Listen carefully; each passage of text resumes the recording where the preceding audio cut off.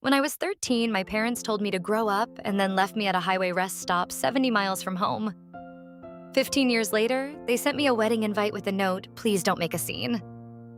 So I decided to give them the one thing they feared most: the truth. When I was 13 years old, the world as I knew it shattered into a million jagged pieces, and I learned two devastating truths in the span of a single freezing night. First, I learned that childhood isn't a right. It's a fragile luxury that can be snatched away in an instant. Second, I learned that the people who are biologically wired to love you unconditionally, the ones who brought you into this world, can be the very first ones to discard you like yesterday's trash when you no longer fit into their narrative. My name is Jonah. I'm 28 now, a grown man with a life they know nothing about, but I can still taste the metallic tang of fear from that evening. I remember the sky vividly. It wasn't a pretty sunset. It was a bruised, muddy blue shot through with streaks of aggressive gray, hanging low and heavy over the asphalt. That was the night my parents looked me in the eye, told me it was time to grow up and stop being a burden, and then simply drove away. They left me at a desolate rest stop 70 miles from the only home I had ever known. I didn't have a phone. I didn't have a plan. I just had the clothes on my back and a backpack full of school books that suddenly felt like lead weights. I ended up sleeping in a literal ditch that night, the damp earth pressing against my spine. I used my hoodie as a makeshift pillow and clutched my backpack to my chest like a shield, trying to block out the biting wind that whistled through the trees. The weirdest part? I didn't cry. I didn't even scream for help. I just lay there in the dark, paralyzed and hollow, staring up at the indifferent stars and waiting for the sun to rise so I could figure out how to survive a world that didn't want me. I never spoke to them again. I cut the cord, vanished into the system, and built a life out of the wreckage. That is, until last week. A heavy cream envelope slid through my mail slot, looking offensively elegant against my hardwood floor. It was an invitation to my sister's wedding. Tucked inside the card was a small, neatly folded piece of paper. As I opened it, the faint, cloying scent of my mother's signature perfume hit me like a physical blow to the stomach, triggering a wave of nausea. "Let's put the past behind us," the note read in her perfect, looped cursive. Just like that. 6 words to bridge 15 years of abandonment. It was written with such casual entitlement, as if they had merely forgotten to pick me up from soccer practice instead of leaving a child to rot on the side of a highway. But I'm getting ahead of myself. I need you to understand that people like my parents don't become monsters overnight. It's a slow, poisonous erosion. It starts with the small things that you convince yourself are normal because you don't know any better. It's the passive-aggressive comments at the dinner table that make you choke on your food. It's the way they roll their eyes when you try to share a story. When you talk about something that actually excites you, a book, a hobby, a dream, they don't yell. They give you something worse, a cold, suffocating silence. By the time you realize that this isn't how families are supposed to function, they've already gaslit you into believing that you are the problem, that your existence is the glitch in their perfect machine. I was the youngest of 3, the oops baby. My sister Celine was 4 years older and had been the undisputed golden child from the second she drew breath. She had this effortless, magnetic charm that made people gravitate toward her. Teachers, neighbors, random people at the grocery store, it didn't matter. Celine would just smile, toss her hair, and the world would melt at her feet. Then there was my brother, Nate. He was 2 years older than me, and to him, I was nothing more than a buzzing fly to be swatted away. I was the afterthought. I was the child who arrived just as my mother was planning her big return to full-time work, and my father was desperately trying to launch his landscaping business. I wasn't a blessing. I was a logistical error that messed up their 5-year plan. We lived in a split-level house on a dead-end street in a town so microscopic it didn't even have a movie theater. Our backyard bled into a dense patch of woods where the 3 of us used to build forts. Back then, in my naive childhood brain, I actually thought we were close. But looking back through the lens of adulthood, I see the truth. I was just the tag-along. I was the kid they humored until they got bored. I was always the lookout during their games, which really just meant I was the one left behind to guard a pile of dirt while they snuck off to have actual fun together. that crushing feeling of being tolerated rather than wanted. It took root in my soul before I even hit kindergarten. Because I was a quiet kid, polite, high-achieving, and terrified of making waves, my parents took the path of least resistance. They ignored me. They figured that since I wasn't demanding their attention with tantrums or bad grades, I simply didn't need any. My mother could go 48 hours without saying a single meaningful word to me. My father's communication style consisted of guttural grunts unless he needed me to haul mulch or fetch a wrench. But Celine? Celine got the deep conversations, the warm embraces, the constant "we're so proud of you" speeches. Nate got the "be a man" lectures and enthusiastic high fives for every mediocre athletic achievement he managed. Me? I got a stiff nod when I brought home a report card of straight A's. God, I tried so hard. I spent years trying to mold myself into someone they could love. I would watch Celine from the shadows, studying the way she talked and copying her jokes, thinking if I could just mirror her, they'd look at me with that same warmth. I started doing chores that weren't even mine. At 10, I was ironing my dad's work shirts until my wrists ached. At 11, I was teaching myself how to cook dinner so they wouldn't have to stress when they got home. But the more I did, the more I seemed to annoy them. My presence was a reminder of a responsibility they never truly wanted. Everything shifted the summer I turned 12. The atmosphere in that house became radioactive. My mom was pulling double shifts at the hospital, and my dad was working himself into the ground to pay off some mysterious debt that hung over us like a guillotine. You could feel the tension vibrating in the air, like the heavy static right before a massive thunderstorm. The breaking point was something so stupid, so trivial. One Tuesday night, I forgot to take the chicken out of the freezer to thaw. My mom walked into the kitchen, saw the frozen bird, and she didn't just sigh. She snapped.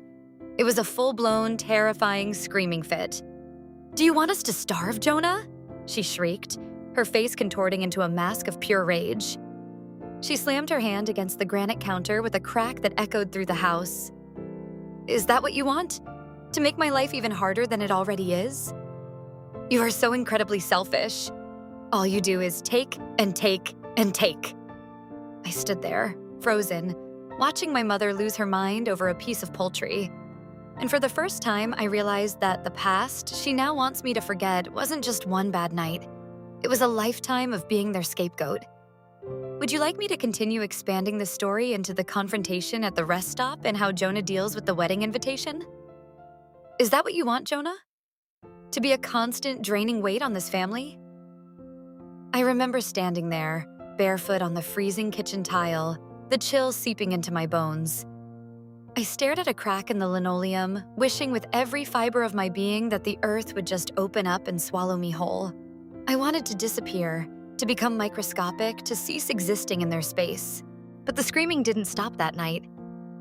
It didn't stop the next night either.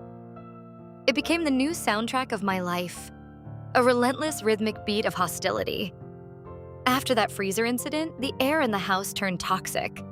Every minor infraction, a glass left in the sink, a floorboard that creaked too loudly, a breath taken at the wrong moment, was treated like a personal declaration of war. My brother Nate, who had always been distant, leaned into the cruelty with a terrifying kind of enthusiasm. He started calling me the parasite. "Look at him," Nate would sneer, loud enough for my parents to hear while we sat in the suffocating silence of the living room. "Just sitting there, sucking up all the oxygen in the house. Don't you ever get tired of taking up space, Jonah?" The first time he said it, I actually let out a nervous little laugh. I thought it was just brotherly ribbing, the kind of edgy joke boys make. But when I looked up, Nate wasn't smiling. His eyes were cold, hard marbles of genuine resentment. And Celine? My golden sister didn't join in, but her silence was its own kind of violence. She stopped looking at me altogether. Even when she witnessed the worst of it, when she saw the way my hands shook or how I'd flinch if someone moved too fast, she'd just roll her eyes with an expression of pure boredom and walk away. I cornered her once in the hallway, my voice trembling as I asked why she never said anything, why she never helped me. She didn't even pause. "You bring it on yourself, Jonah," she said, her voice dripping with practiced apathy. You're always moping. You act like a victim, and honestly, it's exhausting to watch. Just grow up. But the moment that truly scorched my soul happened a few months later. I had spent nearly a year doing odd jobs for neighbors, raking leaves, washing cars, saving every nickel and dime in a beat-up shoebox. I wanted to go to the local scout camp for a week, the same one Nate had gone to every summer. I wasn't asking for a handout. I had saved more than half the fee myself. I approached my father while he was eating cereal, my heart hammering against my ribs. I laid out my plan, showing him the crumpled bills I'd earned. He didn't even look up from the bowl. The only sound was the clink of his spoon against the ceramic. "Maybe," he muttered, his voice flat and dismissive. "If you weren't such a burden, we could talk about luxuries. But right now, you're lucky we keep the lights on for you." Burden. The word felt like it had been branded into my forehead with a red-hot iron. I carried it with me everywhere after that. I tried to be lighter. I stopped asking for things. I stopped speaking unless spoken to. I tried to become a ghost in my own home, thinking that if I made myself small enough, I might finally be worth loving. But I was wrong. They didn't want a better version of me. They didn't want a quiet version of me. They simply didn't want me at all. The final fracture happened about a year later. We were supposed to drive 2 hours out to some middle-of-nowhere town for my dad's cousin's retirement party. None of us wanted to go. It was going to be a long, hot, miserable day of pretending to be a happy family for the benefit of distant relatives. When I made the mistake of muttering that I'd rather stay home and study, my mother's eyes narrowed into slits. "You don't get a vote, Jonah," she snapped, her voice like a whip crack. "In this family, you never get a vote. Get in the car." The drive was a descent into hell. It was mid-July, the AC was struggling, and the tension was thick enough to choke on. Nate spent the entire 2 hours accidentally digging his elbow into my ribs every time the car turned. My dad kept glancing in the rearview mirror, barking at me to stop breathing so loudly, because the sound was irritating him. When I finally whispered that I needed a bathroom break, my mom didn't even turn around. She just sighed, a long, dramatic sound of martyrdom. Of course you're the one who can't hold it. You're always the one causing a delay." They pulled off at a desolate rest stop. It was a bleak, gravel-strewn pit stop with a flickering fluorescent light that hummed like a swarm of angry wasps and 2 rusted vending machines. I hurried inside to the bathroom, splashed some cold water on my face, and tried to steady my breathing. When I walked back out into the humid night air, the parking lot was empty. The station wagon was gone. At first, my brain refused to process it. I thought they had just pulled around the corner to prank me. I walked around the building, my heart beginning a slow, heavy thud. I waited 5 minutes, then 10, then 20. The silence of the highway began to feel like a physical weight. I pulled out my cheap burner phone and called my mom. Voicemail. I called my dad. Voicemail. I didn't even try Nate or Celine. They had blocked my number months ago just to be funny. I waited for hours. The sun dipped below the horizon, painting that bruised, muddy blue sky I'll never forget. The rest stoplights buzzed and blinked, casting long, distorted shadows across the asphalt. A trucker stopped to stretch his legs and gave me a look of pure suspicion when I asked to borrow a phone. "Kid, get lost," he grunted, slamming his door. I was 13. I was 70 miles from home, and I was completely alone. Eventually, the sheer terror turned into a dull, freezing numbness. I wandered into the scrubby woods behind the lot and found a shallow ditch. I curled up into a ball, zipping my hoodie to my chin, using my backpack as a shield against the damp wind. I lay there shivering, watching the stars and realizing that I wasn't waiting for them to come back. I was waiting for the realization to sink in. This wasn't an accident. They hadn't forgotten me. They had dropped me off. When morning broke, I didn't cry. I just got up and started walking. I spent the entire day hitchhiking, my thumb out and my heart in my throat. I eventually got picked up by a kind-looking woman and her teenage son. I lied through my teeth, spinning a story about getting separated from my hiking group. She looked at my dirty clothes and pale face, bought me a granola bar, and handed me $20. I thanked her. my voice sounding like it belonged to someone else and got out 5 blocks from my house. I walked up the driveway, my legs leaden. I pushed open the front door, expecting a scene. Cops, tears, a frantic explanation. Nothing. My mom was calmly folding laundry on the dining table. My dad was sprawled on the couch watching a game. Celine was meticulously painting her nails a bright, aggressive pink. Nate was in the kitchen, whistling while he built a massive sandwich. My mom glanced up for a fraction of a second. "Oh, you're back," she said, her tone as casual as if I'd just stepped in from the backyard. "Go wash up. Dinner's in an hour." No apology, no explanation. No, "Thank God you're safe." Just that. Something in me died that day. It wasn't a loud death. It was a slow, quiet cracking of the soul that spread year after year. I never brought it up. I never asked why they did it, and they never mentioned it again. It became the great unspoken truth of our household, that I was disposable.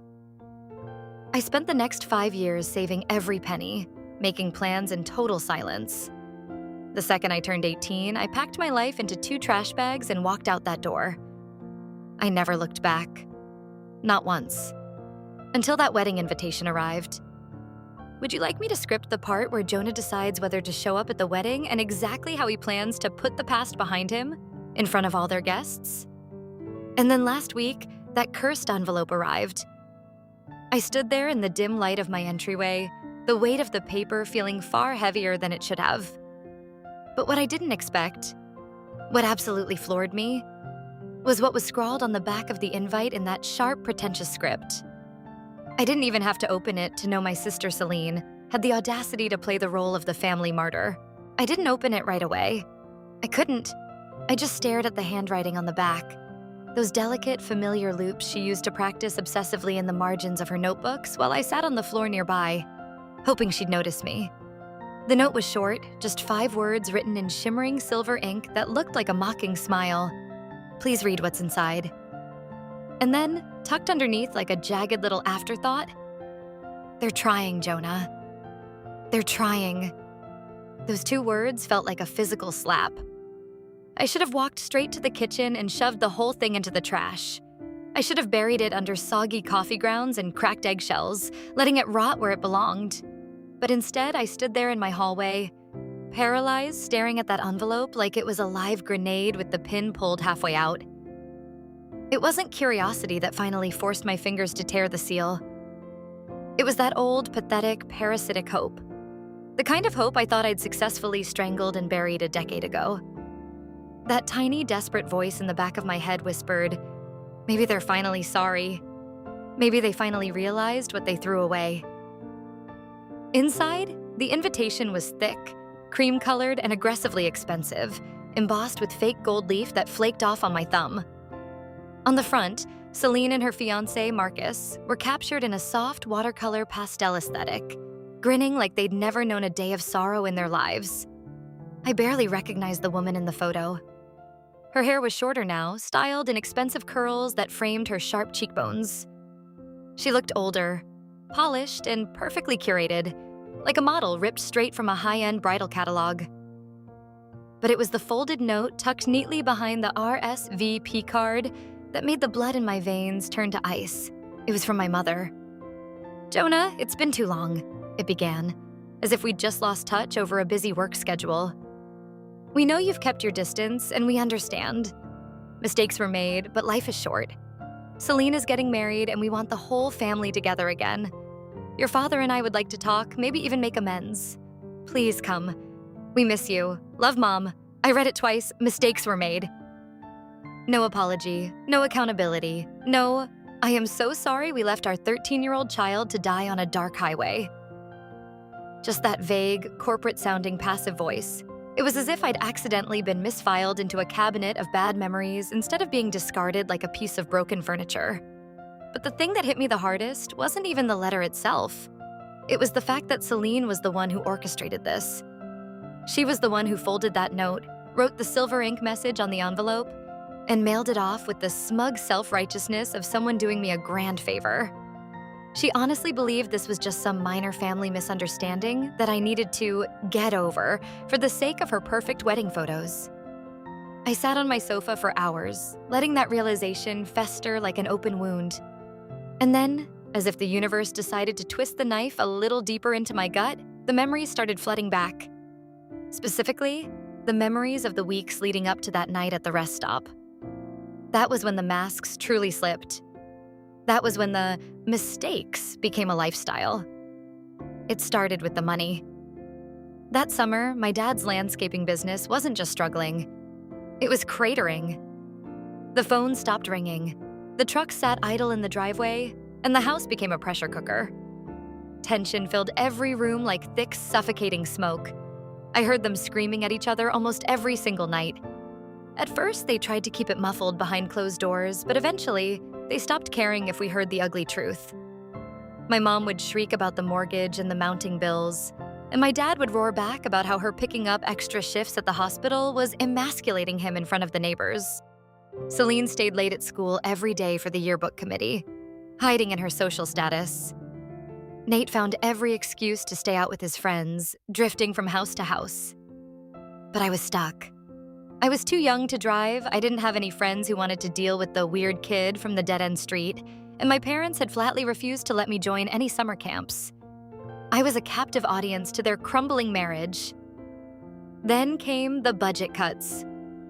That's the clinical term my mother used when she stopped buying the few things that made me happy.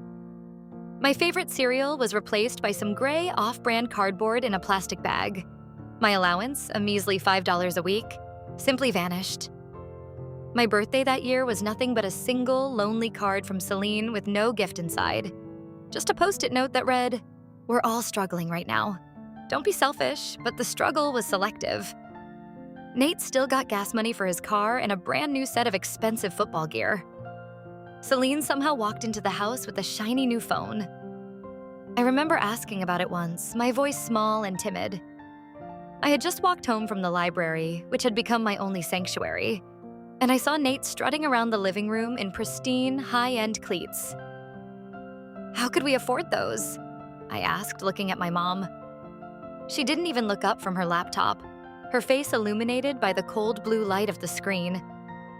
"They're an investment, Jonah," she said flatly. "Nate needs them for his future." "Then what am I?" I whispered. "What am I an investment in?" That finally made her look up. Her eyes were weary and filled with a sharp, jagged resentment. "Don't start with me, Jonah," she snapped.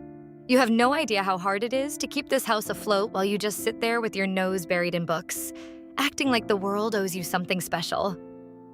I opened my mouth to protest, to ask what I had ever asked for besides a little bit of her time or a kind word. But she cut me off with a look of pure disgust, a look that told me I wasn't a son. I was just another bill she couldn't afford to pay. Would you like me to continue with how Jonah responds to the RSVP and the moment he decides to show up at the wedding rehearsal to deliver his own version of making amends? Grow up, Jonah. You're not a child anymore. I was 12 years old when that became my mother's favorite mantra. 12. At an age where I should have been worried about comic books or middle school crushes, I was being told to bypass my own pulse and become an adult overnight. Grow up was their code for shut up. It meant, stop asking for affection. Stop being a witness to our failure. Become invisible so we don't have to feel guilty for hating our own lives. And God help me, I tried. I really did. I stopped complaining about the hunger or the cold. I stopped asking for new shoes even when my toes were cramped against the leather. I became the house's ghost. I'd scrub the baseboards until my fingernails bled and fold the laundry into perfect, sharp-edged squares, hoping, praying, that they'd see the effort and finally see me. But the more I tried to be useful, the more they recoiled. Nate turned my desperation into a sport. He'd follow me around, mocking my every move. "Look at the little maid boy," he'd jeer, tossing his muddy cleats onto a floor I'd just mopped. "Jonah the janitor is on duty. Do the windows next, loser." Celine was worse in a way. She simply looked through me, her eyes glazed with a polished indifference as if I were a piece of furniture she was planning to replace. The atmosphere reached a fever pitch one sweltering evening. The power had been cut earlier that afternoon. Another unpaid bill, another mistake. We sat around the kitchen table in the oppressive heat, the air thick and stagnant. My mom had lit a few stinking tallow candles and was stirring a pot of bland rice and beans on a portable camping stove. The flickering shadows made everyone look like monsters. I tried to break the suffocating tension. I'd been reading this science book at the library, my only sanctuary, and I thought I had something interesting to share. I read today that the ancient Greeks used mirrors to reflect sunlight and start fires, I said, my voice sounding thin in the dark. Maybe we could try that tomorrow if the power is still out? It's pretty cool how the physics works. The silence that followed was heavy, wet, and cruel. Then Nate let out a jagged snort. Wow. Thanks, Bill Nye.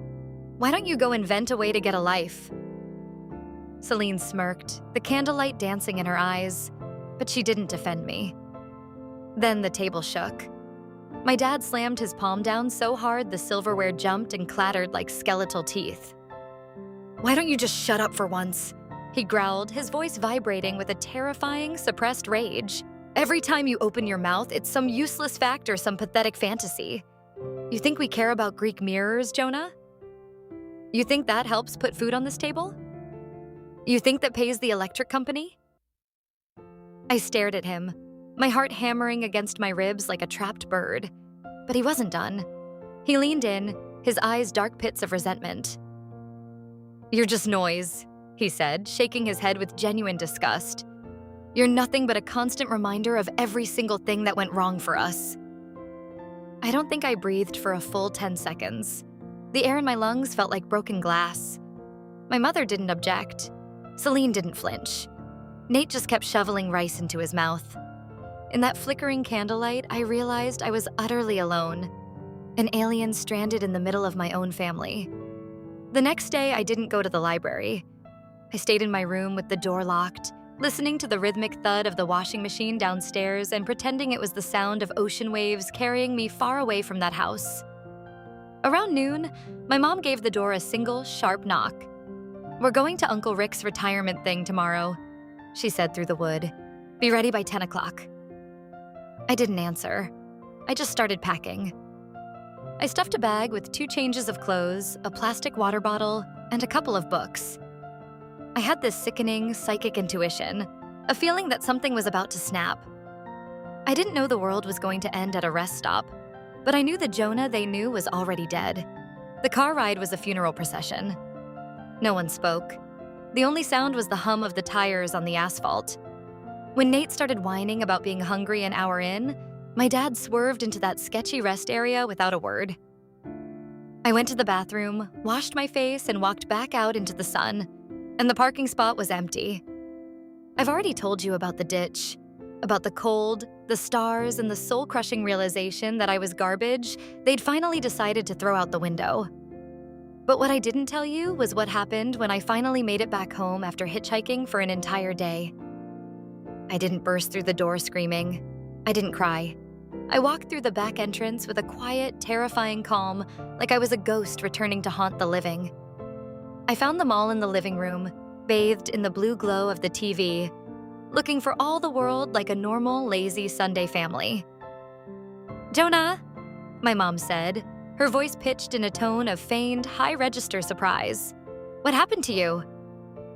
I stood there, covered in the dust of the highway, staring at her fake confusion. I looked at Nate's smug, knowing expression and Celine's deliberate refusal to meet my gaze as she flipped through a magazine. You left me, I said. My voice was quiet, but it cut through the room. My dad snorted, not even looking away from the TV. You took too long. We figured you got a ride from someone else. Don't be dramatic. You left me, I said again, louder this time, my voice cracking with the sheer weight of the betrayal. I'm 12. You left a kid in the middle of nowhere. My mother stood up then, her face hardening into that familiar mask of cold authority. Don't you dare raise your voice in this house, she hissed. And then she said the words that burned the final bridge, the words that ensured I would never truly be their son again. The world doesn't revolve around you, Jonah. You're not a kid anymore. Grow up." That was the end. I turned around, walked upstairs, and didn't leave my room for 3 days. They never spoke of it again. Not once. It wasn't an abandonment to them, it was a glitch, a minor scheduling oversight that didn't warrant an apology. I spent the next 6 years as a ghost. The moment I turned 18, I took my meager savings, changed my phone number, and moved 3 states away. I built a life from the scrap metal of my childhood. I became a man they didn't know, in a city they couldn't find. And now, a decade later, they wanted me to just show up? They wanted me to wear a suit, smile for the wedding photographer, and play the part of the loving brother, so Celine's big day could be perfect. But that wasn't the worst part of the invitation. No, the real poison was the PS. Celine had added at the very bottom of her note, written in that same shimmering silver ink, "P.S. I'd really appreciate it if you didn't make a scene, Jonah. This day is about me. As if I were the threat. As if I were the one who had broken the family. As if my very existence was a potential blemish on her aesthetic." I folded the note slowly, my fingers shaking, not with rage, but with something far colder and quieter. A realization was taking shape. They wanted a performance? Fine. I would give them a performance they would never forget. Would you like me to write the final part where Jonah attends the wedding and delivers a toast that finally forces them to face the mistakes they made? The kind of fury that took root in my chest wasn't a sudden explosion. It was the slow, agonizing simmer of coal that had been burning for 15 years until it finally calcified into a diamond-hard clarity. I wasn't going to make a scene in the way Celine feared. I wasn't going to stand up and scream or throw wine. But I was going to do something. Because this time, for the first time in my life, they were going to truly see me. Every single one of them was going to feel the weight of the person they tried to erase. I didn't RSVP. I didn't send a polite regrets card. I didn't even acknowledge the existence of the envelope. I just let it sit there on the small, mid-century modern entryway table next to my keys. It stayed there for 3 days, gathering dust and projecting a heavy, silent judgment. Every time I walked past it to leave for work, I'd catch a glimpse of that expensive cream paper. I didn't look at it because I was tempted to go. I looked at it because some traumatized part of my brain still couldn't fathom that it existed. After a decade of silence, this was their olive branch? A wedding invitation wrapped in a half-assed apology and a preemptive warning not to ruin the vibe. If I'm being brutally honest, the letter didn't just make me angry. It sent me into a total, high-velocity spiral. That single envelope pulled me right back into the skin of the version of myself I thought I'd successfully buried in a shallow grave. Suddenly, I wasn't a 28-year-old professional. I was 12-year-old Jonah again. The kid who kept his voice down so low it was practically a whisper.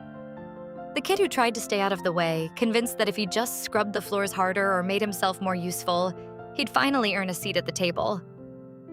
That pathetic, desperate boy came clawing back into my psyche like he'd never left. I stopped sleeping. My brain became a broken record, playing their greatest hits on a loop at 3 a.m. "You're just noise. You bring it on yourself. Grow up." Those phrases echoed through my skull until they felt like physical bruises. I stopped answering my phone. I skipped meals because the very idea of swallowing felt like choking on stones. I ignored concerned Slack messages from my coworkers asking if I was okay, because how do you explain that a piece of mail turned you into a ghost? Here is the thing no one tells you about going no contact with your family. It isn't a clean break. It's not like ripping off a Band-Aid and watching the skin heal over. It's more like cauterizing a massive gaping wound. You stop the act of bleeding, sure, but the nerves are still fried and the pain stays buried deep under the scar tissue, just waiting for a change in the weather to flare up. That envelope was like someone driving a rusted serrated knife right back into the center of that scar. I hit rock bottom that week. And I don't mean the cinematic movie montage version of rock bottom, where there's dramatic rain and sad indie music. I mean the quiet, insidious, ugly kind. The kind where dishes pile up in the sink until they smell like rot. Where the fridge is a graveyard of expired yogurt and wilted greens. Where I sat in total darkness even during the daytime because the sun felt too aggressive. I didn't recognize the man in the mirror. I had worked so incredibly hard to build a stable, dignified adult life, but all it took was 5 handwritten words and a fake apology to make me feel like a discarded piece of trash on the side of Highway 41 again. On the 5th night, I drank a little too much cheap Merlot and passed out on the couch with the TV blaring some mindless static. When I woke up the next morning, my lips parched, my mouth tasting like sour copper, and my neck locked in a stiff, painful cramp, I stared up at the ceiling fan and whispered to the empty room, "This cannot be how it ends." That was the moment the tide turned. It wasn't a Hollywood epiphany or a sudden burst of inspiration from a self-help book. It was just a small, icy shift in my internal temperature. A flicker of absolute refusal. A quiet, steady no whispered in the back of my mind. No, I wasn't going back to that ditch. No, I wasn't going to be that scared, obedient little boy who apologized for existing. No, I wasn't going to let them take one more second of my peace. They had already stolen my childhood. They weren't going to take the man I had become. So I forced myself up. I stood in the shower until the steam cleared the fog in my head. I shaved. I made actual food. I washed every single dish in that sink until the porcelain shined. I responded to my boss. Then I went to the gym, something I hadn't done since the envelope arrived, and forced myself through a 30-minute run that felt like dragging a block of wet cement through quicksand. But afterward, as I stood there gasping for air with my knees shaking, I felt something I hadn't felt in weeks: pride. It was quiet, and it was small, but it was mine. That was the start of the reclamation. Over the next few weeks, I built a fortress of routine. I woke up at 6 a.m. I ate real meals. I started journaling at night just to get the nightmares out of my head and onto paper where they couldn't hurt me. I even made a list on my phone titled "Things They Don't Get to Touch," and I filled it with everything I loved about my life, my career, my chosen family, my apartment, my future. I taped that list to my bathroom mirror. Every time I brushed my teeth and heard my father's growl in the back of my head, "You're just noise," I would read that list aloud to drown him out. Slowly, I remembered who I actually was. I was a talented graphic designer for a thriving tech firm. I had a cat named Hugo who would purr on my lap every evening while I sketched. I had an apartment decorated exactly the way I wanted, filled with thrift store books, local art, and a small jungle of plants that I was actually keeping alive. I realized then that Celine's wedding wasn't a summons I had to obey. It was a test. And the only way to win was to show up as the man they never thought I could be. Would you like me to script the moment Jonah arrives at the wedding? The look on his mother's face when she sees him, and the powerful, silent way he chooses to interact with them? I had built a world they were not invited to.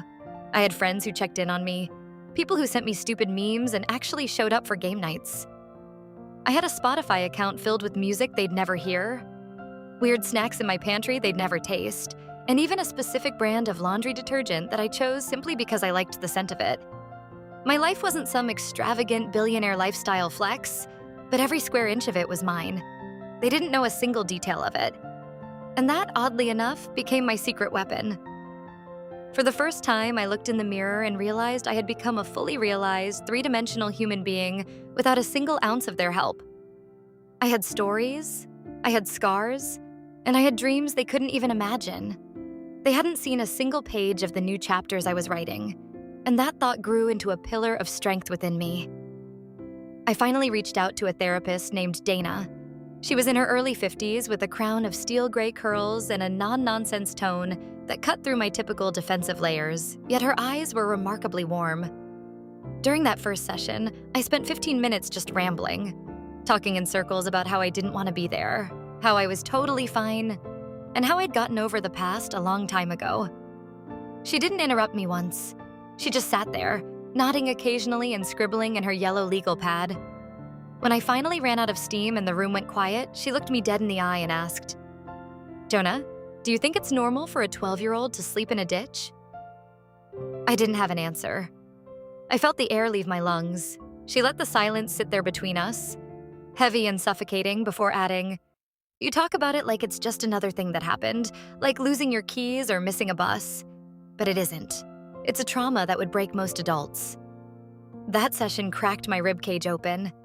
I left her office feeling like I had just crawled out from the ruins of a collapsed building, covered in the dust of my own history. But I went back. I went back the next week, and the week after that. Every time, Dana asked the kind of questions I had spent 15 years sprinting away from. What did you need from them that you never got? Why do you still crave the approval of people who threw you away? What would justice look like to you? That last question, what would justice look like, haunted me. It followed me into my dreams and sat with me during my morning coffee. At first, I didn't have a clue. I didn't want to scream at them in a parking lot. I didn't want some petty, cinematic revenge. What I craved was acknowledgement. I wanted validation. I wanted a real, soul-bearing apology that didn't use the phrase, mistakes were made. But more than anything, I wanted them to finally, truly understand the gravity of what they did. I wanted them to feel the weight of that night, to be haunted by the image of a 13-year-old boy in a ditch the same way I had been for over a decade. That quiet, burning need became my fuel. I never sent the RSVP back to Celine, but I started preparing for the wedding anyway. I wasn't going to attend as a guest, but I was going to confront them. And not just my parents, Celine too. Because her betrayal wasn't loud like Nate's or physically cold like my dad's. Hers was the most insidious kind, the passive kind. She was the one who watched it happen, looked the other way, and then spent years pretending our family was a masterpiece instead of a crime scene. And now she wanted to play peacekeeper? She wanted to beg me not to make a scene on her big day? No, not this time. I began organizing my life like I was building a legal case. I gathered my thoughts, my memories, and even the photos I'd saved.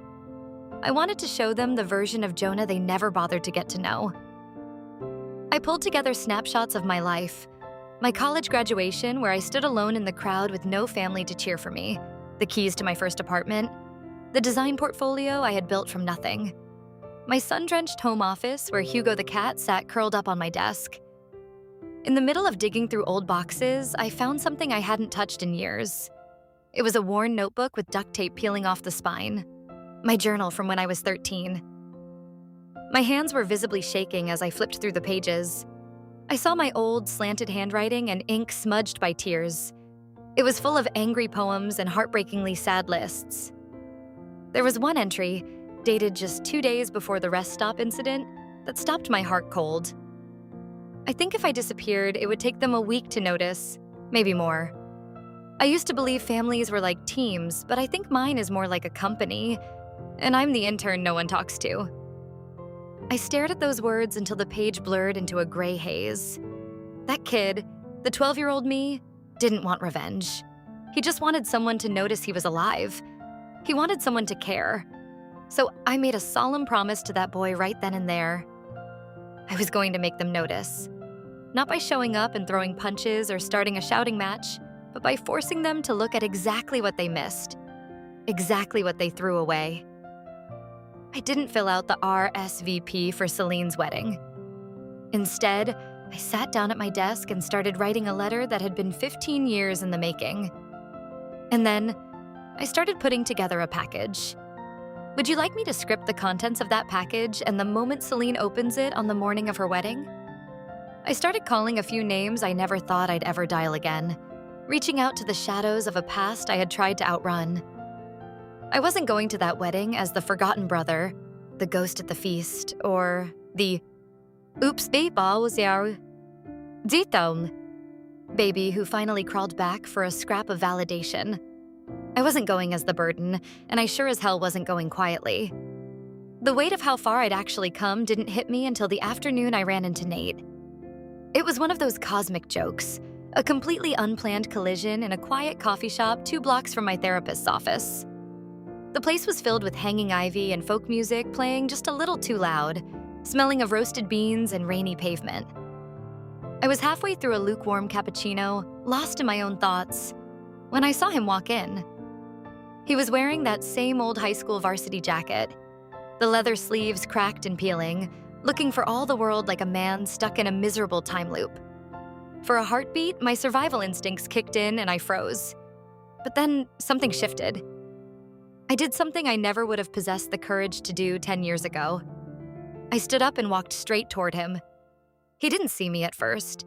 He was staring intensely at the glass display case, probably debating between a stale muffin or some way to charm the barista into a discount. When he finally turned, our eyes met. Man, that look. I'd spent the better part of my childhood flinching at that specific expression. The smirk, the unearned superiority, the casual mockery that lived in his eyes.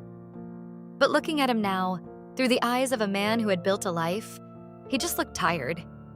He looked like a man performing a party trick that everyone had grown sick of years ago. "Jonah," he said, blinking rapidly as if he couldn't process that I existed in the same zip code, let alone the same room. "Hey, Nate," I replied. My voice was even, anchored, and utterly devoid of the tremor I used to have. "Long time." He let out a sharp, awkward laugh, shifting his weight. "No kidding, man. I thought you moved to, Oregon or something. Somewhere far away." "Seattle," I corrected him. "But I'm back for a bit." He nodded, his eyes darting around the shop like he was looking for an emergency exit. You get Celine's invite?" "Yeah," I said, letting the word hang in the air. I waited a beat, watching him squirm. "You?" He scoffed. His old ego flared up for a second. Of course. I'm the best man. Of course he was. The loyal soldier who never left the bunker. I smiled. It wasn't a mean smile, but it wasn't warm either. It was the smile of someone who had already processed the grief and had nothing left to lose. "That's great, Nate. She must really trust you." He missed the jagged edge in my tone entirely. He puffed his chest out a little, adjusting his jacket. "Yeah, well, you know me. Family man. I guess she wanted someone who actually, shows up for people." The irony was so thick it was almost suffocating. I could have leveled him right there. I could have brought up the rest stop, the parasite comments, the years of silence. But I didn't. Because in that moment, I realized something vital. Nate was still stuck in the same miserable chapter of the same boring book.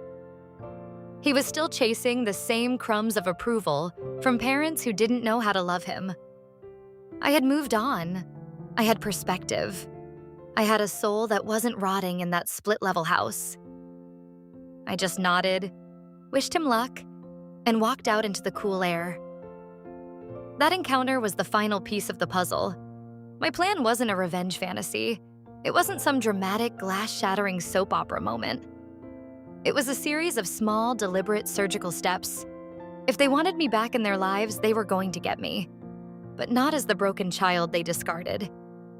I would return as a mirror, a cold, polished surface they wouldn't be able to look away from. I started with the letter.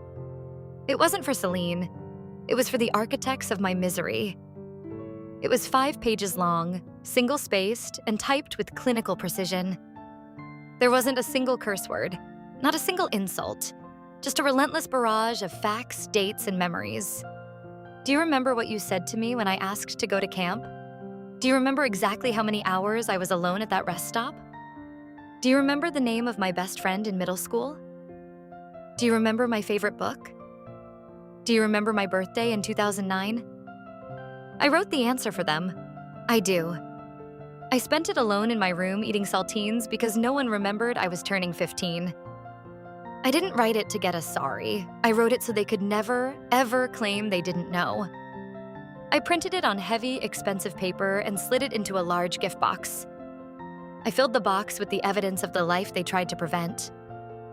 I included photocopies of my college diploma, a screenshot of the National Design Award I had won, photos of my beautiful apartment, pictures of Hugo the cat, and a copy of the glowing performance review my boss had given me. And at the very bottom, I placed a photo I had kept hidden for 15 years. It was a picture of me, age 12, standing in front of the grimy rest stop bathroom. I looked small, sunburned, and absolutely terrified. I'd taken it with a disposable camera I'd snuck into my hoodie pocket that day, a desperate attempt to document my own existence before it was erased. I labeled the box, for the ones who forgot. I sent it via registered mail. Signature required. I wanted to know exactly when the poison hit the system. 2 days later, the delivery confirmation flashed on my phone. My heart didn't even race. That same night, my phone vibrated on the nightstand. A blocked number.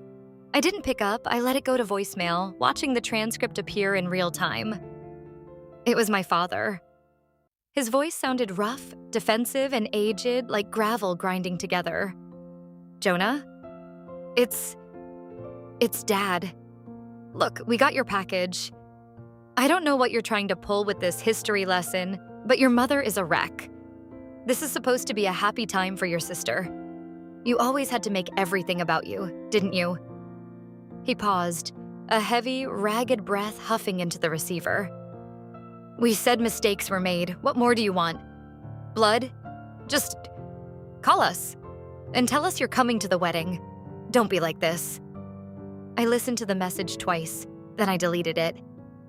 I looked at the things they don't get to touch list on my mirror and felt a wave of absolute peace. They still didn't get it. They thought I was negotiating. They didn't realize I was presiding over a funeral. Would you like me to write the final chapter where Jonah arrives at the wedding venue, not to sit in the pews, but to have one final, face-to-face conversation with Celine before she walks down the aisle? Jonah, we got your box. This is not the way to handle things. If you wanted to talk, we could have talked. This is just dramatic. You're making a scene again. That's all I'll say. Don't ruin your sister's wedding. Click. The dial tone hummed in my ear, but I wasn't upset. In fact, I was almost vibrating with a cold, crystalline satisfaction. I knew the letter had worked because for the first time in my entire existence, my father wasn't dismissive. He wasn't bored. He was rattled. I could hear the tremor in his voice, the way he stuttered over the word box. He sounded like a man who had just seen a ghost he thought he'd successfully exorcised 15 years ago. That was just step one.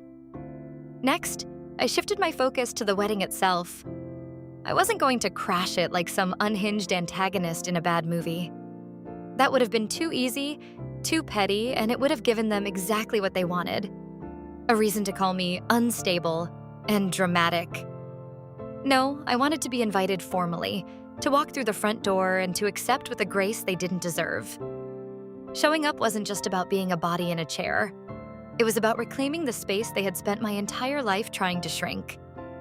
I logged onto the wedding website, found my name in the database, and checked attending. I added a +1 for good measure. Then I called Sadi. Sadi was my anchor in college. She's sharp as a goddamn razor, fiercely loyal, and has absolutely zero patience for social posturing or family values when those families are toxic. We drifted a bit as life got busy, but the second I called her and laid out the history, the ditch, the note, the silver ink warning, she didn't even let me finish the sentence. I'm in, she said, her voice crackling with a dangerous kind of excitement. Do I get to wear something scandalous? I want to look like the woman who ruins a bloodline. I laughed, the first real laugh I'd had in weeks. Only if it's beige, Sadi. We need to blend in. We're going to destroy them from within, not from the front lawn. She cackled. You always did know how to throw a classy grenade, Jonah. I'll be there. With Sadi on board, I turned to the logistics of the aesthetic. The wedding was being held at a high-end vineyard just outside the city, a nauseatingly picturesque place with pristine white gazebos, endless rows of manicured grapevines, and a reception hall that probably cost more in a weekend than my entire yearly rent. The guest list was a sea of Celine's influential friends, extended family who had forgotten me, and Marcus's side, which consisted mostly of wealthy, tanned business types from New Jersey. It was the perfect stage. In that ocean of polished, perfect people, I intended to stand out. Not as the odd one out, not as the charity case or the black sheep, but as a man who was finally undeniably whole. I booked a suit fitting. Not a rental. I wanted something that belonged to me. I chose a deep charcoal fabric with a subtle, expensive-looking pattern, paired with silver cufflinks and a crisp white shirt. It was clean, confident, and modern. I hadn't worn a suit since my thrift store graduation blazer, but this time I wanted to feel the literal weight of the quality. I wanted to feel worthy of the space I occupied. Sadi helped me pick the tie. "Go with the navy," she said, nodding at the silk. "It looks good on you." And it says, "I'm composed, but I am extremely dangerous." I raised an eyebrow at her in the mirror. Is that really what I'm going for? Absolutely. She grinned, her eyes flashing. This is psychological warfare, Jonah. Dress accordingly. The week before the wedding, I started dropping breadcrumbs. I wasn't being malicious, I was just being visible. I posted a photo on Instagram of Sadi and me at a trendy downtown cafe, the sunlight hitting the table just right. The caption was simple, "Catching up before the big day." Celine liked it within 10 minutes. She didn't comment. The next day, I uploaded a story of Hugo the cat sleeping on top of the wedding invitation. I captioned it, "Still deciding what to wear." And then, the final blow. I changed my profile picture to a professional shot from the awards ceremony last spring. It showed me in a sharp blazer, holding my plaque, smiling broadly under a banner that read 2023 Design Innovator of the Year. Again, zero comments from my family, but I knew they were watching. I could feel their eyes on my digital life, sweating over the fact that I wasn't the broken kid they remembered. 2 days later, a text from Celine popped up on my screen. "Hey Jonah, just saw your stories. I'm really glad you're coming. Just maybe keep things light, okay? No drama. We're all trying to heal here. No apology, no acknowledgement of the box I sent, just another warning wrapped in a thin layer of sugar." I didn't reply. Instead, I sent a group text to 2 people I hadn't spoken to in over a decade. My mother's sister, Aunt Marilyn, and my dad's cousin Ed. Both of them had been at that retirement party 15 years ago, the one I never arrived at. They remembered the confusion. They remembered the way my parents had acted. I asked them for one simple favor. Don't tell anyone I reached out. But when the time comes at the reception, I might need a moment of your time. They both agreed, their curiosity clearly piqued. By the time the wedding day arrived, the trap was set. Sadi and I met for a boozy brunch to steady my nerves, ran over our talking points one last time, and then drove out to the vineyard. The parking lot was a graveyard of German SUVs and luxury sedans. A valet in a crisp bow tie took my keys, eyes lingering on my suit. I straightened my tie in the side mirror, feeling the silk slide against my neck. Sadi stepped out of the passenger side, adjusting her heels and looking like $1 million. "You ready?" she asked, her voice low and steady. I took a deep breath, the scent of expensive perfume and blooming grapes filling my lungs. I looked out over the sea of white tents, the clinking champagne flutes, and the family that had left me in a ditch. "No," I said, a slow, cold smile spreading across my face. "But they aren't ready for me, either." "Would you like me to write the scene where Jonah enters the ceremony and finally comes face to face with his parents and the golden child sister? But I'm doing it anyway." With those words, we stepped through the heavy stone archway of the vineyard, crossing the threshold from the life I had built into the wreckage of the past. We were walking straight into the fire, right into the heart of a kingdom ruled by people who had once discarded me like a broken toy, convinced that I would simply vanish into the ether and never return to haunt their conscience. The venue was nauseatingly beautiful, dressed up like a high-budget fever dream. White rose petals were strewn across the manicured grass like fallen snow, and strings of Edison bulbs hung overhead, casting a warm, deceptive glow over the gathering.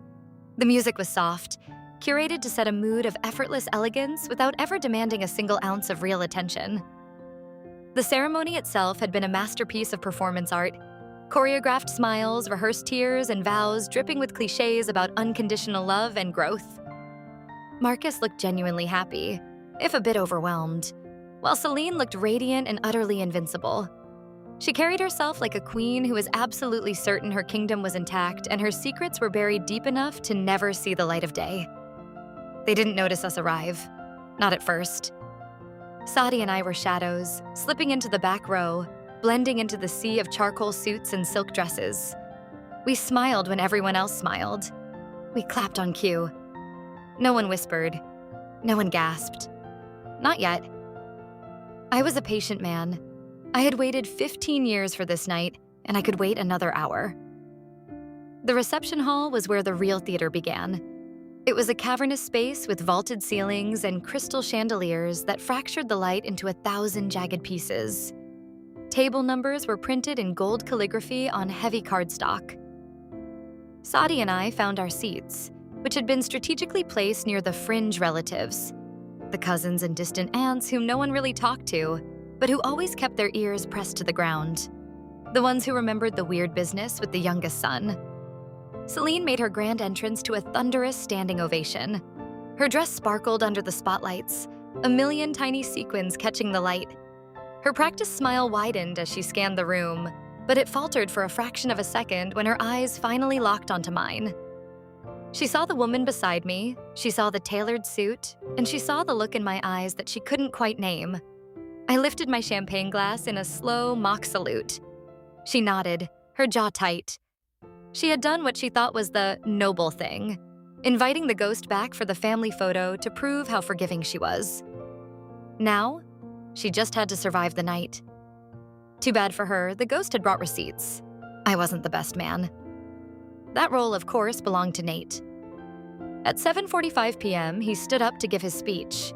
It was a cringeworthy display of toxic nostalgia, bad jokes about Celine's childhood temper tantrums, cheap shots at her husband, and a few sappy, unearned lines about how Celine had always been the glue that held the family together.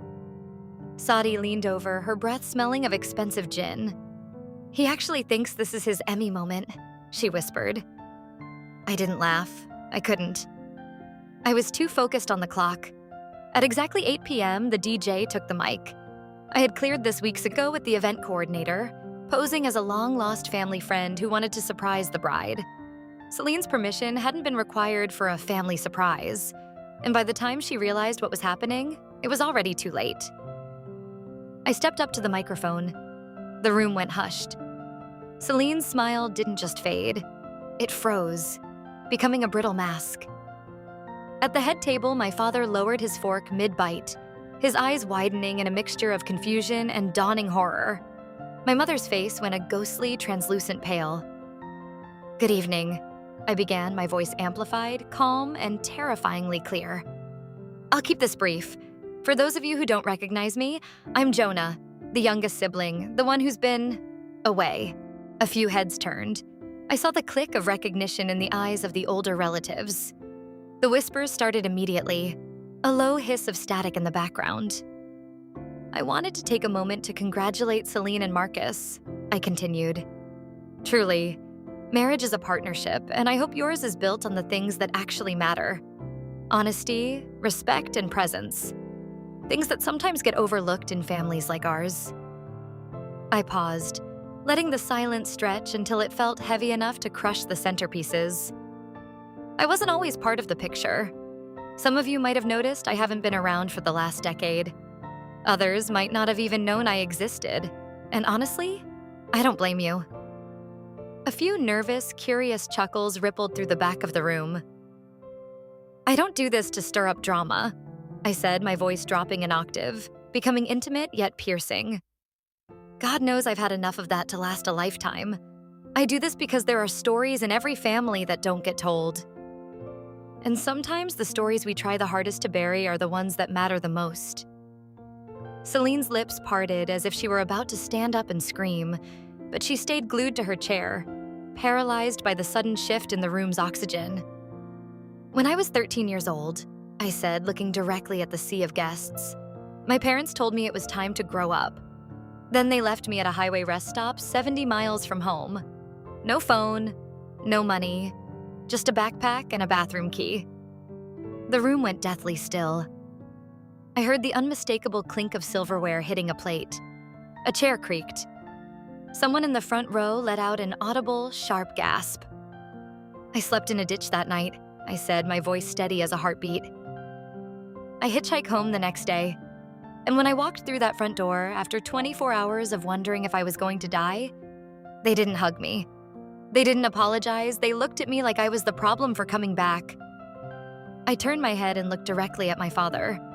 He looked like he was shrinking into his suit, unable to meet my gaze. That was the last straw in a long line of things I was supposed to just get over. But I didn't. I left. I built a life that has nothing to do with that house. I thought I'd buried the past. I gestured toward the gift table where my For the Ones Who Forgot box sat, beautifully wrapped and still unopened. Then I turned my full attention to Celine. A few weeks ago, I received an invitation to this wedding. Tucked inside was a note from my sister.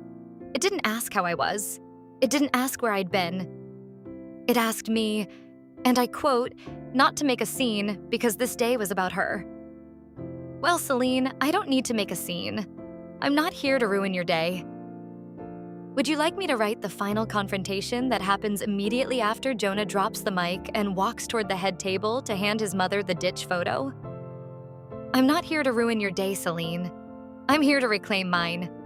The one I lost. The one none of you even remember existed. I stood there, the weight of the microphone feeling like a scepter of truth in my hand. I looked out over the sea of expensive suits and carefully curated faces, feeling the absolute power of silence. The tension was so thick you could have carved it with a steak knife. I took a slow, deliberate breath, my lungs filling with the crisp vineyard air. And for the first time in 15 years, I didn't feel like I was suffocating. I wanted to thank you, I said, my voice dropping to a low, intimate resonance that carried to the very back of the hall. I want to thank you for reminding me who I am, for showing me that some families aren't about shared DNA or a last name. They're about choice. They're about who stands by you when the sun goes down. And tonight, I've finally made my choice. I raised my glass high, not to the bride, not to the groom, and certainly not to the two people at the head table who looked like they were rotting from the inside out. To the truth, I declared, to survival, and to never ever being left behind again. The clink of my glass against my ring was the only sound in the room as I stepped down from the dais. The silence followed me back to my seat like a shadow. It was deafening. But then, it happened. A single, sharp clap echoed from the middle of the room. Aunt Marilyn. Then Uncle Ed joined in. Then others, people who had witnessed the glitch 15 years ago and had spent a decade feeling the phantom itch of a guilty conscience.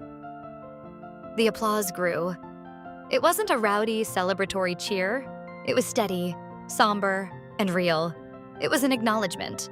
A collective, we see you. I sat down, my heart finally slowing to a steady thrum. Sadi reached over and squeezed my hand under the table, her eyes shining with a fierce, protective pride. Celine didn't speak for the rest of the night. The radiant, invincible queen had been replaced by a porcelain mannequin. Her smile didn't just vanish, it evaporated. She moved through the rest of the reception with a stiff, robotic posture, greeting her guests with glazed eyes, barely blinking as the whispers began to swirl around her like a storm. My mother didn't touch her wine. She just stared at the floral arrangement as if she were trying to memorize the petals. My father vanished. He spent nearly half an hour outside in the dark, pacing the gravel paths alone. And Nate? Nate looked like he wanted to put his fist through a wall. He didn't, of course. He didn't want to ruin the aesthetic. But the way his jaw was set, the white-knuckled grip he had on his beer bottle, said everything. The golden illusion of the perfect family hadn't just cracked. It had shattered, and for the first time, every guest could see the ugly, jagged seams. That was enough. We didn't stay for the cake. We didn't wait for the dancing. We slipped out before dessert was even served. Sadi drove, her hands confident on the wheel as we left the vineyard's flickering lights in the rearview mirror. I stared out the window at the passing trees, watching the moonlight play over the dark fields. It wasn't triumph that I felt. It wasn't even the hot rush of relief. It was something far more profound, something quieter. Peace. For the first time since I was 13 years old, I didn't feel small. I didn't feel invisible. I didn't feel like a burden or a parasite. I felt seen. I felt heavy with my own worth. And that was everything. I didn't hear from any of them for a long time. Weeks turned into a month of radio silence. No frantic texts, no defensive voicemails, no more silver ink notes. But slowly, the ripples of that night began to reach me. I received a long, handwritten letter from Aunt Marilyn. "You were brave, Jonah. You were right to speak," she wrote. I am so deeply sorry for what happened to you. We all should have done something back then. I see you now." Then came a message on Instagram from a cousin I hadn't seen since I was a kid. He told me he'd always wondered why I just stopped showing up to family events, why my name was never mentioned. Even Marcus, Saileen's new husband, sent a short, clipped email. "I didn't know. I wish I had. She's not ready to talk about it yet, but I think maybe one day she will be. Thank you for speaking your truth." From my parents? Nothing. Absolute silence. And honestly, I didn't need a single word from them. I didn't need a hollow apology or a forced explanation. They had finally been forced to look into the mirror I'd held up. Whatever they chose to do with that reflection, whether they looked away or finally faced the rot, was no longer my burden to carry. I had set the weight down at the vineyard, and I wasn't picking it up again. 3 months later, I donated that charcoal suit to a local charity. Hugo got a brand new plush bed that he actually uses. I took a photo of myself from that night, standing at the microphone, chin up, eyes clear, and I pinned it to the corkboard in my office. Underneath it, I tucked a small post-it note. "You made it." Every time I walk past it now, I smile. It's not the polite, performative smile I spent my childhood perfecting. It's the real kind. The kind that reaches your eyes. Because I've realized that revenge doesn't always look like slamming doors, screaming matches, or burning bridges. Sometimes it's calm. Sometimes it's controlled and quietly brilliant. Sometimes the sweetest, most devastating revenge is simply being everything they said you couldn't be. To be free, to be happy, to be whole. They left me behind once on the side of a highway, thinking I was nothing. But in the end, I was the one who walked away, entirely on my own terms. Would you like me to help you brainstorm another pro-revenge style script, or perhaps a follow-up post where Jonah's parents finally try to reach out years later? Thank you for staying with me until the end. I'd love to hear your thoughts on this in the comments. Don't forget to like this video and subscribe for my channel. Your support means everything. See you in the next one.